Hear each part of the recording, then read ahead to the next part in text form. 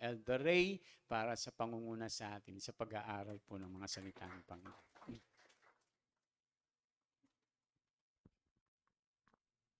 Magandang umaga pong muli sa inyong lahat. Purihin po Panginoon at tayo po yung nagkatipon-tipon na naman upang mag-aral ng kanyang mga salita.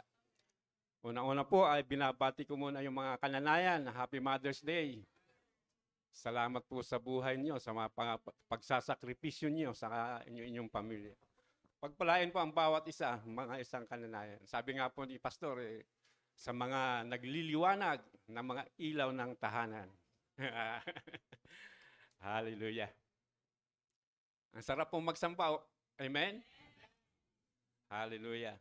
Ang tanong po, tunay ba ang ginawa nating pagsamba kanina? Nalugod ba ang Diyos sa ginawa nating pagsamba sa Kanya kanina? Hallelujah nawa. Nabigyan natin ng kaluguran ng ating Panginoon. At ito po ang ating pag-aaralan sa araw na ito. Yung ang spiritualidad at pagsamba. Ang isang tagasunod ni Kristo ay siyang sumasamba. Ngunit hindi basta sumasamba dahil maaaring isang tao ay sumasamba sa pera, sa kayamanan, sa mga Diyos-Diyosan, sa kanilang mga asawa, sa kanilang mga girlfriend, boyfriend. Maaaring sambahin po ito eh. Maraming relihiyosong tao ang nag-aakalang sumasamba sila dahil sumusunod sila sa mga ritual at mga tradisyon na nakalakihan na nila. May mga sumasamba sa mga sariling diskarte. Ang pagsamba po ay mahalaga sa Diyos. Kadalasan, may pumupunta sa church, ngunit hindi para sumamba. Umaawit ng mga kantang papuri, ngunit hindi sumasamba. Nakikinig tayo ng salita ng Diyos, ngunit hindi sumasamba. Nagbibigay tayo ng tithes and offerings, pero hindi tayo sumasamba. Naglilingkod tayo sa Panginoon, ngunit hindi sumasamba. Maaari bang mangyari ang mga ito na hindi tayo sumasamba sa Panginoon? Amen. Maaari po. Ang lahat ng mga bagay na ito ay mga sangkap lang ng pagsamba. Pero maaari nating gawin ang lahat ng ito nang walang tunay na pagsamba sa Diyos. Kaya nga po magkaiba ang simba sa samba. Yung simba ay pupunta ka sa church. Pero yung samba ay bibigyan natin ng kaluwalhatian ng Diyos. Pasasalamatan natin siya sa lahat ng kanyang ginawa. Ang pagsamba po ay isang paraan ng pamumuhay o isang lifestyle ng mga mananampalataya. Ito ay isang uri ng pang-araw-araw na pamumuhay na nakalulugod sa Diyos at hindi ginagawa tuwing araw lang ng linggo. Sabi nga po ni Apostol Pablo sa 1 Corinthians 10:31, kaya nga kung kayo'y kumakain o umiinom o anuman ang ginagawa ninyo, gawin ninyo ang lahat sa ikararangal ng Diyos. Amen po? Ang pagsamba ang pinakahigit na gawaing pakininiig na maiaalay natin sa Diyos. Bagamat lahat ay maaaring mag-alay ng pagsamba, isang biblikal na katotohanan na hindi lahat ng pagsamba ay tinatanggap ng Diyos. Maaaring gumawa ang isang tao ng mga kilos ng pagsamba ayon sa kanyang kagustuhan, ngunit hindi pa rin tunay na sumasamba sa Panginoon. Ito ang sinasabi ng Panginoong Hesus sa mga Pariseyo at Iskriba na nag-aalay ng pagsamba sa Diyos nang walang kabuluhan. Pag-aaralan po natin ngayon ang kanyang sinabi at aalamin kung paano tayo makapaghahandog ng katanggap-tanggap na pagsamba sa Panginoon. Basahin po natin ang Mateo 15, talatang 1 hanggang 9. Sige po, sabay-sabay po nating basahin. 3, 2, 1. Minsan, lumapit kay Jesus ang ilang Pariseyo at mga eskribang galing sa Jerusalem. Kanilang tinanong siya, bakit nilalabag ng mga alagad mo ang turo na minana natin sa ating mga ninuno? Kumakain sila ng hindi muna naghuhugas ng kamay ayon sa paraang iniuutos Sigot sila ni Jesus, bakit naman ninyo nilalabag ang utos ng Diyos dahil sa inyong minanang turo? Iniutos ng Diyos, igalang mo ang iyong ama't ina at ang magsalita ng masama sa ama o ina ay dapat mamatay. Sa 5, ngunit itinuturo ninyo, kapag sinabi ng isang tao sa kanyang ama o ina, ang anumang maitutulong ko sa inyo ay hain sa Diyos. Hindi na niya kailangang igalang ang kanyang ama. Dahil sa inyong minanang turo, niwawalang kabuluhan ninyo ang salita ng Diyos. Mga mapag-imbabaw, tama ang hula ni Isaias tungkol sa inyo. Paggalang na handog sa akin ng bayang ko'y paimbabaw lamang, sapagkat sa bibig at hindi sa puso ito bumubukal. Pagpupurit pagsabang ginagawa nila ay walang kabuluhan. Ang utos ng tao ay itinuturong utos ng may kapal.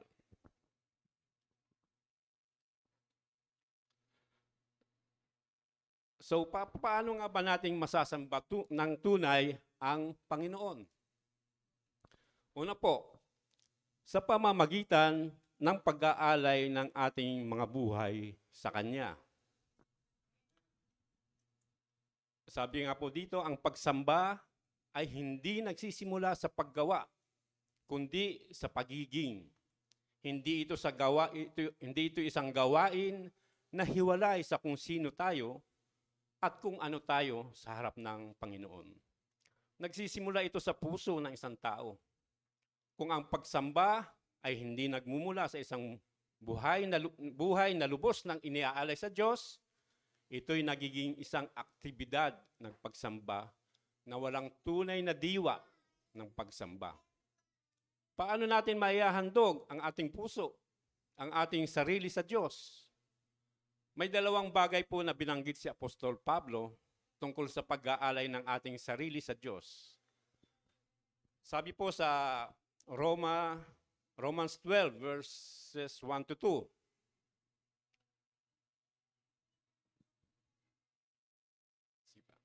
Sabi po sa Romans 12, 1 to 2, kaya nga mga kapatid, alang-alang sa masaganang habag ng Diyos sa atin, ako'y nakikiusap sa inyo na ialay ninyo ang inyong sarili bilang isang handog na buhay, banal at kalugod-lugod sa Diyos. Ito ang karapat-dapat na pagsamba ninyo sa Diyos. Huwag kayong makiayon sa takbo ng mundong ito. Sa halip, hayaan ninyong baguhin ng Diyos ang inyong pag-iisip upang maunawaan ninyo ang kanyang kalooban. Sa gayon, magagawa ninyo kung ano ang mabuti, kalugod-lugod at ganap na kalooban ng Diyos. So ano nga ba ang dapat nating ialay sa Diyos? Una, sabi dito, ang ating mga sarili. At ang pangalawa, ang ating mga nabagong pag-iisip. Kung tayo po ay tunay na Kristiyano, dapat po tayo ay mananamba. Worshipper. Kapag tayo ay tunay na Kristiyano, dapat ay lagi tayong may mindset na sambahin ang ating Panginoon. Sinabi po dito ni Pablo na ang tunay na pagsamba ay pagkilala sa kahabagan ng Diyos sa ating buhay. Ang tunay na pagsamba ay ang pagkilala sa kahabagan sa ating buhay. Sinasamba natin ang ating Panginoon kapag kinikilala natin ang kanyang kahabagan, ang kanyang mercy sa ating buhay. Hindi po natin makikita at ma-appreciate na mapasalamatan ang Panginoon kung hindi natin alam kung ano ang kondisyon o kalagayan ng ating buhay. Tayo po ay karapat-dapat na mapahamak. Tayo ay karapat-dapat na mamatay dahil tayo ay makasalanan. Tayo po ay dapat na parusahan ng Diyos. Tayo ay karapat-dapat na magdanas ng hirap dahil tayo ay makasalanan. Pero dahil po sa habag ng Diyos sa ating mga buhay, ay hindi po hinayaan yung mga dapat sa atin ay ating maranasan dahil sa kanyang habag. Kaya ang ginawa ng Diyos Ama ay pinadala ang kanyang bugtong na anak na si Jesus upang ang lahat ng dapat na parusa para sa atin bilang mga makasalanan ay ang Panginoong Jesus ang umako doon sa krus ng Kalbaryo. Dinanas niya ang hirap, pasakit at maging kamatayan para sa ating lahat na maniniwala at magsusuko ng buhay sa Kanya dahil po sa Kanyang kahabagan. Kaya ang sabi ni Pablo, kaya nga alang-alang sa masagalang habag ng Diyos, ano pa ang iaalay natin? Ialay natin ang ating buhay as a living sacrifice. Kaya ang tunay na pagsamba ay pagkilala sa kahabagan ng Diyos sa ating buhay. Ang buhay nating lahat ay kinahabagan lamang ng ating Panginoon. Ang habag at biyaya ay lagi pong magkasama. Yung biyaya naman po, ito po yung hindi tayo karapat-dapat, pero binigay po ng Diyos ang mga dapat para sa atin. Hindi po tayo karapat-dapat sa mga mabubuting bagay, pero pinaparanas pa rin sa atin ng Panginoon ang mga mabubuting bagay. Kaya kung nasaan tayo ngayon, ay dahil yan po sa habag at biyaya ng Diyos sa ating buhay. Kaya marapat na sambahin natin siya. Amen? Ang tunay na pagsamba ay pag-aalay ng ating buhay sa Panginoon. Sinasamba natin ang Panginoon ng tunay kung iaalay natin ang ating buhay, ang ating buong pagkatao sa Kanya.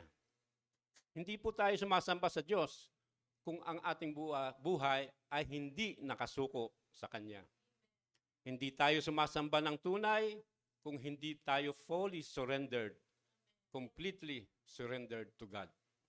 Hindi po 50%, hindi 80%, hindi 99.9%, kundi 100% po na nakasuko ang ating buhay sa Panginoon. Ang sabi nga po dito, kalugod-lugod, banal, karapat-dapat. Ang buhay ba natin ay karapat-dapat sa Panginoon? Minsan po hindi, pero alang-alang nga po sa habag ng Panginoon sa atin, ay nakakaya nating ialay ang ating buhay sa Panginoon. Ibig sabihin, pati mga vices natin, mga bisyo, mga galit, mga tampo, dapat ialay natin sa Diyos. Pag nagawa po natin lahat yan, hindi na tayo magiging matampuhin, hindi na tayo magiging magalitin, kasi nakasuko na po tayo sa Panginoon. Meron bang mga bagay na gagawin pa tayo kapag nakasuko na ang buhay natin sa Panginoon? Wala po tayong magagawa kundi ang sundin ang kalooban ng Diyos. Kung sinusunod natin ang kalooban ng Diyos, yan po ang pag-aalay ng buhay sa Panginoon. Ibig sabihin, sinasamba natin siya. Ang tunay na pagsamba, ayon kay Pablo, ay pag-iwas sa mga bagay na hindi kalooban niya. Yung pakikiayon sa takbo ng mundong ito. Ito yung pagiging makasarili, mapagmahal sa kalayawan, mapagmahal sa kamunduhan, hindi magsisimba pag araw ng linggo dahil may mga bagay na gagawin, inuuna ang ibang bagay. Tulad nga po ng ginawa natin kahapon, yung pagbabautismo sa tubig. Ibig sabihin, inialay na po nila ang kanilang buhay sa Panginoon. Nangako sila sa Panginoon na tinatanggap na nila ang Panginoon bilang Diyos at tapagligtas. Sila po ay bagong nilalang na. Amen? Purihin po ang mga buhay ng mga nagpabautismong ito. Palakpakan po natin sila. Hallelujah. Dapat po bilang mga mananampalataya ay inuuna natin ang Diyos, ang kanyang kalooban. Kagaya nga po ng panalangin ng Panginoong Hesus. Sabi nga po ng Panginoong Hesus, Ama, hindi ang kalooban mo ang masunod, kundi hindi ang kalooban ko ang masunod, kundi ang kalooban mo ang dapat masunod. Ang pagsambang tunay sa Panginoon ay ang pag-iwas sa mga bagay na hindi kalooban ng Diyos o pagsasabuhay o pakikiayon sa mga bagay sa mundong ito. Sabi pa po dito ni Apostol Pablo, ang tunay na pagsamba ay sa pamamagitan ng pagbabago ng kaisipan. Sabi dito, be transformed. Paano ba mababago ang ating mga kaisipan? Dapat ay hinahayaan natin ang salita ng Diyos ang tumimo sa ating mga isip at puso. Patuloy tayong nagbubulay-bulay ng kanyang mga salita patuloy tayo nagbabasa ng Biblia. Hindi tuwing linggong gaya lang nitong babasa tayo ng Biblia, salita ng Diyos. Lalo po ngayong panahon na ito, na high-tech na tayo. Paggising pa lang sa umaga, ano ang unang nahahawakan natin? Cellphone. Sabi, tinitingnan lang ang oras, pero pag nakita ng may message na, tuloy-tuloy na po. Hindi po masama ang cellphone. Nagiging masama lang to kung ipinagpapalit po natin ito sa lalong mas mahalaga. Ano po yung lalong mas mahalaga? Ang salita ng Diyos, dapat inuuna natin ito sa pagbulay-bulayan sa ating paggising pa lang sa umaga. Amen? At pangalawa po, paano nga ba nating masasambang tunay ang Panginoon? Sa pamamagitan ng pagsunod sa kalooban niya. Bagamat ang pagsamba ay nagsisimula sa puso, ito ay napapahayag sa mga bagay na ginagawa natin sa ating buhay. Ang unang pagpapahayag ng pagsamba ay ating pagsunod sa Diyos at sa kanyang mga utos. Kapag hindi tayo sumunod sa Diyos, ang lahat ng ating ginagawa para sa Panginoon ay nagiging simpleng ritual lamang at walang kabuluhang pagsamba. Halimbawa po, una, ang pagkukunwari ng mga Pariseyo na kayang gawin ang mga ritual na pagsamba, ngunit tahasang sumusuway sa Panginoon sa isang mahalagang utos tulad ng pagtulong sa kanilang mga magulang. Nagagawa nating sumamba sa Panginoon ng may katapatan dahil handa tayong sumunod sa Kanya.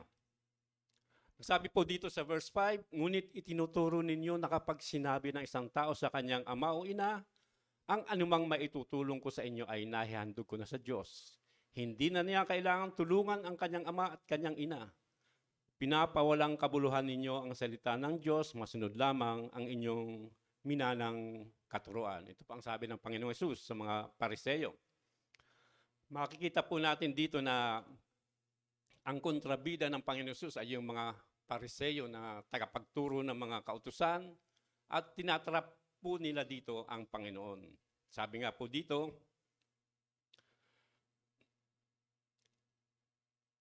kaya po tingnan ninyo kung paano makipag-usap ang kay Jesus yung mga Pariseyo. Sabi dito sa verse 2, tinanong nila ang Panginoon, bakit nilalabag ng mga alagad mo ang katuroang minana natin sa ating mga ninuno? Kumakain sila ng hindi muna naguhugas ng kamay ayon sa paraang ipinag-uutos. Alam ng Panginoon Jesus kung ano ang laman ng kanilang mga puso. Kaya sinagot sila ng Panginoon, bakit naman ninyo nilalabag ang utos ng Diyos dahil sa inyong mga tradisyon? Parang sinasabi ng Panginoong Jesus na, sige, may binabato kayo sa amin, pero nagiging ipokrito kayo. Kasi kayo mismo ay may nilalabag, di po ba? Bakit nyo nilalabag ang utos ng Diyos? Dahil sa inyong tradisyon. Ang sinabi ng Diyos, igalang mo ang iyong ama at ina, at ang sinumang lumait sa kanyang ama o ina ay dapat patayin. So ito po yung kautusan ng Diyos. Pero ang itinuturo nila ay kabaliktaran o ibig sabihin o pinawawalang bisa nila ang kautusan ng Diyos. Alang-alang lamang sa kanilang mga pansarili nilang mga kagustuhan sa pagpapayaman sa kanilang sarili. Ang ibig sabihin ng mga Pariseo dito na kapag ang isang anak ay nakapaghandog na sa templo, ay pwede na silang hindi tumulong o magbigay sa kanilang mga magulang. Wala na silang obligasyon sa kanilang mga magulang. Okay na yon, absuelto na sila doon. Wala na silang problema sa Diyos.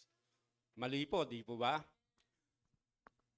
Kaya ang sabi ng Panginoon Hesus sa mga Pariseyo na pinapawalang kabuluhan nila ang salita ng Diyos, masunod lamang nila ang mga minanang katuruan, yung kanilang mga tradisyon. Sabi ng Panginoon Hesus, sila ay mapagkunwari. Kinote pa nga ng Panginoon ang sinabi ni Propeta Isaias dito. Sabi dito, ang paggalang nila sa Panginoon ay pagkukunwari lamang sapagkat sa bibig at hindi sa puso ito bumubukal. Hindi po galing sa puso. Marami pang sumasamba na ang akala ay totoo o tunay. Hindi po basehan ng magandang pananamit o kaya tayo matalino, kundi mga kapatid, mayroong pagsamba na pakitang tao lamang at hindi sa puso nagmumula o bumubukal. Kaya nga po ang sabi dito sa pangatlong halimbawa, ang sabi dito, ano ang pagsamba sa puso? Yung pangalawang halimbawa, ano ang pagsamba sa puso? Hindi ito isang emosyon. Marami ang magsasabi na alam ng Panginoon ang kanilang puso, ngunit ang totoo'y ang ibig nilang sabihin ay alam ng Panginoon kung ano ang kanilang nararamdaman. Ang pagsambag, bagamat may damdamin, ay hindi tungkol sa nararamdaman, kundi tungkol sa kalooban. Kapag sinasamba natin ang Diyos ng buong puso, susundin natin siya, gaano man kahirap ang kapalit nito. Ang pagsamba po ay sa loobin ng puso. Ang isang tao ay maaaring dumaan sa panlabas ng mga galaw at hindi sumasamba. Nakikita ng Diyos ang laman ng ating puso at nais niya ang nararapat at tapat, taos-pusong papuri at pagsamba. Kung mayroon mang pinaka-religious na tao, ay mga pariseyo yon nung mga panahon na yon, yung mga religious leaders. Ang problema nga lang po, wala sa puso ang kanilang pagsamba at mas pinahalagan nila ang kanilang mga tradisyon na ginawa nila. Ang mga pariseyo ay gumagalang naman sa Diyos, pero panlabas lang, sa bibig lang, wala sa puso. Sumusunod sila sa Diyos, pero wala sa puso ang ginagawa nila. Kaya dahil doon ay walang kabuluhan ang kanilang pagsamba. Ang tunay na pagsamba ay mula sa puso, hindi yung itinulak ka lang para sumamba. Hindi sa pinilit ka lang, hindi sa sinabi lang ng worship leader na sambahin natin ang Panginoon. Kundi dapat ito ay galing sa puso natin. At gusto nating maparangalan ang Panginoon. Kailangan nabibigyan natin ng kaluguran ang Panginoon kapag po tayo ay sumasamba sa Kanya. Katulad din po yan ang paglilingkod natin sa Diyos. Kailangan mula sa puso ang ating paglilingkod. Hindi napipilitan lamang, hindi isang obligasyon lamang. Ang pagsamba ng mga Hudyo noon ay nakabatay sa ritual na inuutos ng Diyos sa lumang tipan. Ngunit akala nila ay nadadaan sa mga panlabas na gawa o ritual o sakripisyo ang pagdagamp ng Diyos. Naging katanggap-tanggap sa Diyos ang alay ni Abel dahil nakita ng Diyos na nagmumula sa puso ni Abel ang pag-aalay niya. Ganito po ang akala ng iba sa atin na kung tayo ay nakaawit na, nakapagbigay na ng tithes and offering, nakapanalangin, nakapakinig na ng salita ng Diyos, nakapagtaas ng kamay, ay nakasamba na tayo. Hindi po. Iba po ang expression of worship sa true worship. Maaari natin gawin ang lahat ng ito na malayo ang ating puso sa Diyos. Amen po? Ito po ay walang kabuluhang pagsamba.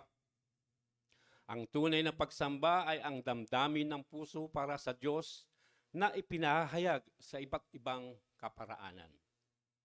Ito ay isang panloob na karanasan ng puso ng isang tao.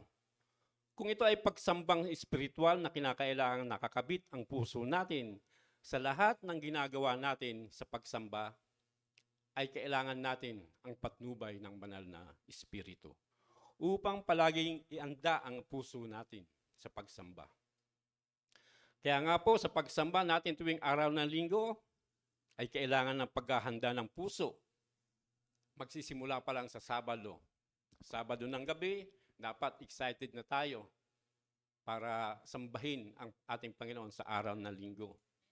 Para pag-araw ng linggo, hindi na tayo nagmamadali at nakafocus na po tayo sa gawain ng Panginoon. Kaya po, dapat nakahanda ang puso natin sa pagsamba sa Diyos. Amen?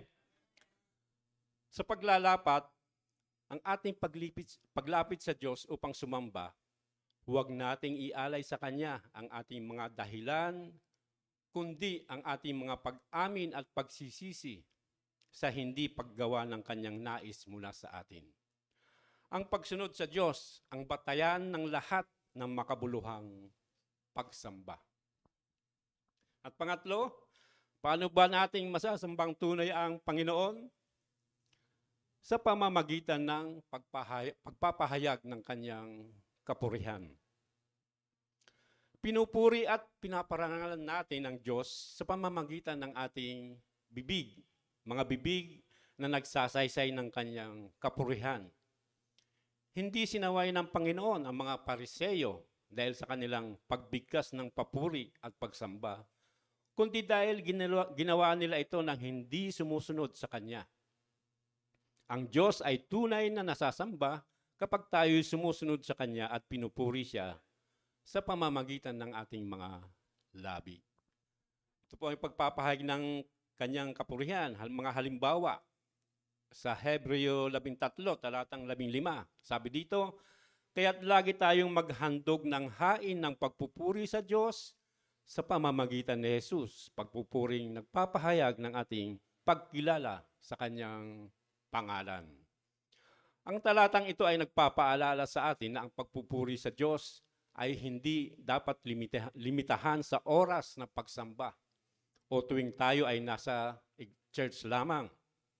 Patuloy tayong dapat magpahayag ng pasasalamat at pagpupuri sa ating Panginoon sa lahat ng pagkakataon at sa lahat ng sitwasyon. Ang hain ng pagpupuri ay hindi isang pisikal na alay, kundi isang espiritual na nagpapahayag ng ating pasasalamat at pananampalataya. Sa pamamagitan ng Panginoong Hesus, tayo ay may kakayahang magbigay ng dalisay na pagpupuri sa Diyos dahil Siya ang ating tagapamagitan at nagbibigay ng daan para sa ating relasyon sa Diyos. Isipin natin ito sa ating pang-araw-araw na buhay. Kapag tayo ay may pagkakataong magpasalamat sa mga biyayang natatanggap natin o ipahayag ang kabutihan ng Diyos sa iba, ay atin pong isagawa ito. Hindi lamang ito para sa ating kapakanan, kundi ito isang alay na nakalulugod sa Diyos na nagpapakita ng ating pagtitiwala at pagmamahal sa Kanya. Ang sakripisyo na hinihiling ng Diyos sa mga tao ay ang ating mga buhay na maging isang buhay na hain ng papuri at pasasalamat sa Panginoong Hesus na nagligtas sa atin sa pamamagitan ng Kanyang kamatayan. Ang Panginoong Hesus ay namatay minsan para sa lahat.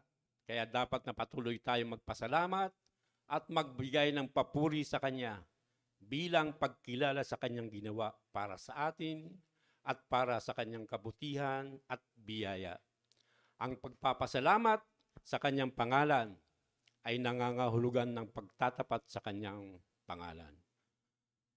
Nakalulugod sa Diyos kapag bukas at kusang loob nating ipinapahayag ang Kanyang pangalan at ang ating pananampalataya sa Kanya. At yung pangalawang halimbawa, ito po sa awit 100, talatang 4. Pumasok sa Kanyang templo na ang puso'y nagdiriwang, maawit, nagpupuri sa loob ng dakong banal. Purihin ang ngalan niya at siya'y pasalamatan. Ang pasasalamat po ay isang paraan ng pagpapakita ng ating pagmamahal sa Diyos. Halimbawa, nakatanggap tayo ng biyaya mula sa Diyos. Maging ito ay kagalingang pisikal, financial, material, promotion, maging ating mga talento, espiritual, higit sa lahat ang ating kaligtasan at pagmamahal niya sa atin. Anong gagawin natin, dapat natin gawin? Magpasalamat tayo sa Kanya. Ang pagpuri naman ay isang paraan ng pagpapakita ng ating paghanga at pagkilala sa Diyos. Halimbawa, kapag nakakita na yung magagandang tanawin, ang ganda ng kalikasan, kabutihang loob ng mga tao sa kanyang kapwa, ito ay dahilan upang magpuri tayo sa Diyos. Kapag nakatanggap tayo ng biyaya mula sa Diyos, magpuri tayo sa Kanya sa harap ng ibang tao sa pamamagitan ng ating mga patotoo. Hindi para ipagyabang, kundi paraan upang pasalamatan ng Diyos at i-encourage ang iba sa pagtitiwala sa Diyos. Nagpapasalamat pa tayo sa Diyos sa mga pagkakataong maalwan ng ating buhay? Paano naman kung dumaranas tayo ng mga pagsubok at kasakitan? Papasalamat pa rin ba pa tayo? Amen. Dapat po tayo magpasalamat sa Diyos sa anumang sitwasyon ng ating buhay. Magpuri tayo sa Diyos sa mga pagkakataon ng kaligayahan. Pasalamat tayo sa Diyos sa mga pagkakataon ng pagpapala o karangyaan, maging sa mga pagsubok o masalimuot na pinagdadaanan ng ating mga buhay. Amen? At sa pangatlong halimbawa po sa Efeso 5, talatang 11, sama-samang ipahayag ang inyong damdamin sa pamamagitan ng mga salmo, mga imno at mga awiting espiritual. Buong puso kayong umawit at magpuri sa Panginoon. Ang pagsamba ay isang mahalagang bahagi ng buhay Kristiyano. Hinihikayat ni Pablo ang mga mananampalataya na ipahayag ang kanilang pananampalataya sa pamamagitan ng musika at pag-awit at pagsamba na may inspirasyon ng banal na espiritu. Itinuturo sa atin ng talatang ito ang isang partikular na gawain, ang punuin ang ating mga isipan at puso ng espiritual na musika.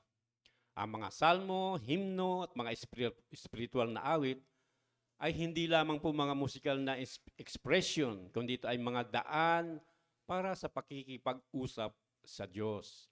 Pinapahayag natin ang ating pananampalataya, ang ating mga kagalakan. Kapag kinakanta natin ang mga awit na ito, ay nagiging aktibo tayong nakikipag-ugnayan sa Diyos. Nakikipag-usap tayo sa Kanya sa pamamagitan ng mga awit na ito.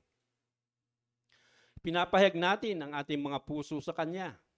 Katulad nga po ni David, naunawaan niya ang kapangyarihan ng papuri.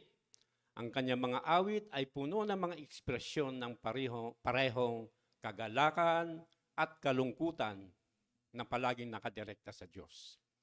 Ang mga ito ay isang patutuon sa pagiging malapit na matatagpuan sa pamamagitan ng pagsamba. Kaya nga po, makibahagi sa patuloy na papuri at pagsamba na pinapayagan ang espiritual na musika na tumagos sa ating mga kaisipan at mga puso. Hayaan ang mga salita ng mga awit, ng mga himno, ng mga salmo, mga espiritual na awit na pumasok sa ating mga puso na lumilikha ng isang patuloy na papuri sa ating Panginoon. At sa ating paglapit sa Diyos upang sumamba, ipahayag natin ang ating pasasalamat, papuri at pagsamba sa pamamagitan ng ating mga salita at mga awitin. Ano pa po? Paano po natin masasambang tunay ang Panginoon? Sa pamamagitan ng paghahandog ng ating yaman sa Kanya.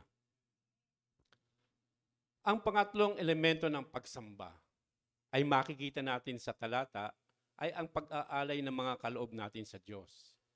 Hindi sinaway ng Panginoon Jesus ang mga Pariseyo dahil nag-alay sila sa Kanya, kundi dahil nag-alay sila ng may pandaraya at maling layunin upang makatakas sa kanilang tungkulin na maglingkod sa kanilang mga magulang.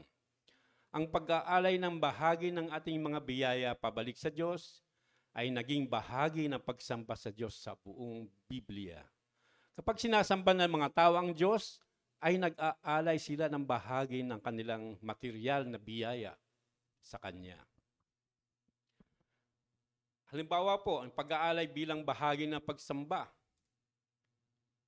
Yung una po, ang mga Pariseyong ito, sa kabila ng kanilang pagsuway, ay patuloy na nag-aalay sa Kanya.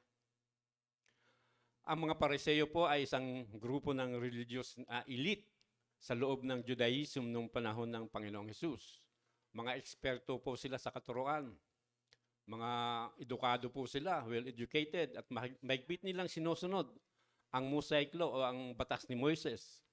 Malaki ang emphasis nila sa pansariling kabanalan at mataas ang tingin nila sa kanilang mga Hudyo. Mataas ang tingin sa kanila ng mga Hudyo ng panahon na yun. Ang tawag sa kanila ng Panginoon Jesus ay mga ipokrito, mga mapagkunwari, o pakitang tao lang ang ginagawa nila. Inihalin tulad pa nga po sila ng Panginoong Hesus sa isang nicho o libingan na malinis at maganda ang panlabas na anyo, ngunit sa loob ay puno ng kabulukan at baho. Ganyan po ang mga Pariseyo. Inoobligahan nila ang mga tao sa napakamaraming batas at tradisyon, pero sila mismo ay hindi ginagawa ang kanilang mga sinasabi.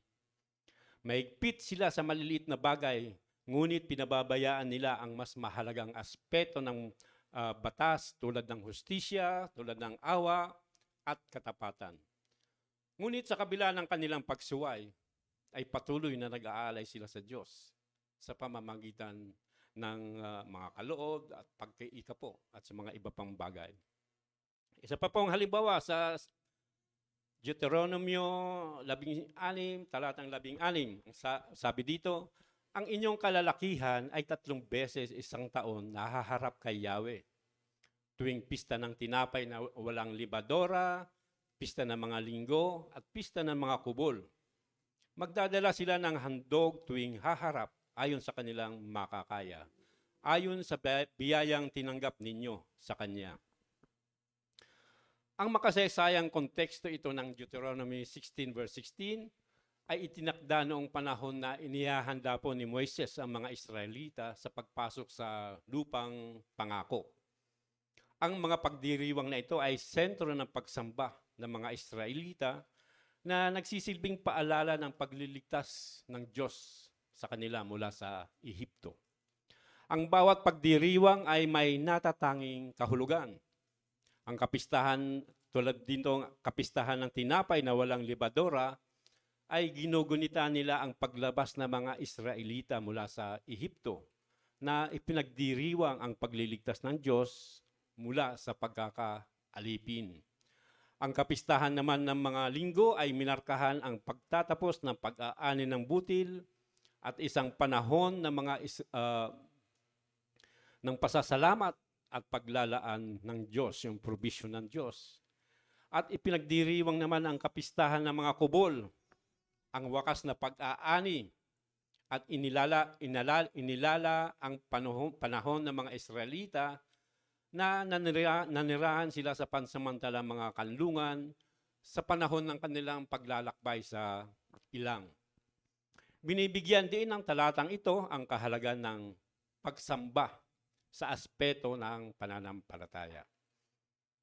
Ang pangangailangan para sa lahat ng tao na humarap sa Panginoon ng 3 beses sa isang taon ay nagbibigay diin sa pangangailangan para sa regular at sadyang pagsamba.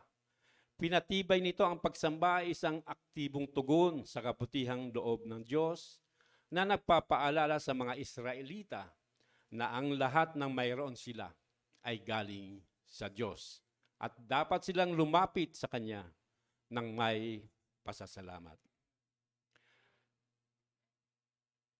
At ang pangatlong halimbawa po, ang bagong tipan ay hindi nagbibigay diin sa ikapo dahil sa karamihan sa kanila ay bukas palad na binabalik sa Diyos ang kanilang natanggap. Ito ay hindi naging suliranin ng mga tao ng Diyos na maging mga sekular o yung mga hindi religyoso na mananaliksik ng kasaysayan ay nagpapatunay. Sa mga totoong tagasunod ni Kristo ay hindi po issue ang pag-iikapo. Dahil alam na nila ito ay sa mga utos na dapat tuparin o sundin. Sa mga totoong mananampalataya, ay handa nilang gawin kung anong sinasabi ng banal na kasulatan. Kahit nga buhay nila ay kaya nilang ibigay alang-alang sa paglilingkod sa Panginoon. Kapag naibigay na natin ang ating buhay sa Panginoon, ay ano pa ba ang hindi natin kayang ibigay sa Kanya? Ang ikapo ay iniutos ng Diyos, hindi pa para pabigyatin ang buhay natin, kundi para pasaganahin ang ating buhay. Amen po? Isa pa po, ang pag-ikapo ay para po din sa ikalalago ng ating iglesia. Paano po makakapunta si pastor sa Morong kung wala siyang panggasolina, sa Marikina? Siguro, gabutin na mais ng pawis natin kung hindi tayo naka-aircon. Di ba? Kaya ito po ay kalalago din ng iglesia. Isipin nyo nga po, Ba't ba tayo nagbibigay ng tax sa gobyerno? Oh, di po ba? Ano nagagawa ng tax sa gobyerno? Ba't tayo nagbabayad? Ito ay pagpapagawa nila ng mga tulay, kalsada, sa bulsa nila. Ay, nasa kanila na po yun. Biro lang po yun, biro lang po.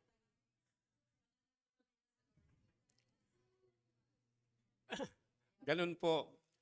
Ibig sabihin, ang pagbibigay natin ng mga taxes sa gobyerno ay obligasyon natin. Pero ang pagbibigay natin ng ikapo ay dapat mula sa puso natin. Amen? Amen. At sa ating paglalapat, hindi inaasahan ng Diyos na magbigay tayo ng higit sa ating makakaya. Ngunit pagpapalain tayo kapag nagbigay tayo ng may galak sa ating puso. Para sa ilan, maaaring pabigat ang ikapo. Para sa karamihan, ito ay masyadong maliit. Ating tingnan kung ano ang mayroon tayo at maghandog ng naaayon sa ating tinanggap. At sa atin pong pagtatapos, ang pagsamba ay isang malinaw na doktrina at gawain sa Biblia. Bagamat may kalayaan sa pagsamba, ang kalayaang ito ay hindi dapat lumabis sa inaasahan ng Diyos sa kanyang mga anak. Una sa lahat, tayo ay sumasamba sa ating Panginoon sa pamamagitan ng ating pag-aalay ng ating mga puso at buhay. Ito ang ating tugon sa kanyang awa at kagandahang loob na ipinakita niya sa atin sa pamamagitan ng ating Panginoong Jesus. Ang tugon na ito ay ating naipapakita sa ating pagsunod sa kanyang mga iniuutos, sa ating pagpapahayag ng kanyang kapurihan, at sa paghahandog ng ating mga yaman pabalik sa kanya. Kung ito ay gagawin ng kanyang mga anak, siya ay tunay na mapaparangalan at tayo ay tunay na mapapagpala. Ito ang espiritualidad ng pagsamba. Amen po.